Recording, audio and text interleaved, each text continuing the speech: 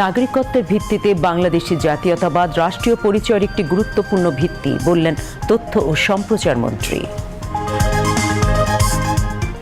বাংলাদেশের মাটিতে থেকে আমি যখন আমাদের হাজার বছরের ঐতিহ্যের যে প্রেক্ষাপটে আমাদের নৃবিজ্ঞান, আমাদের নৃজাতি যেভাবে গড়ে উঠেছে, তার মধ্যে অবশ্যই মনোলিথিজম নাই, এককত্ব নাই, এখানে নানান রকম নৃতাত্ত্বিক ভাগাভাগি আছে, এবং তাকে সম্মিলিত করে আমি আমার একটা রাষ্ট্রীয় পরিচয়, আমাদের নেতা শহীদ জিয়াউর রহমান নাগরিকত্বের ভিত্তিতে জাতীয়তাবাদকে তিনি উপস্থাপন করেছেন নতুনভাবে, যা আমাদের জাতির অনেক সমস্যাকেই, সংকটকেই সমাধান করেছে।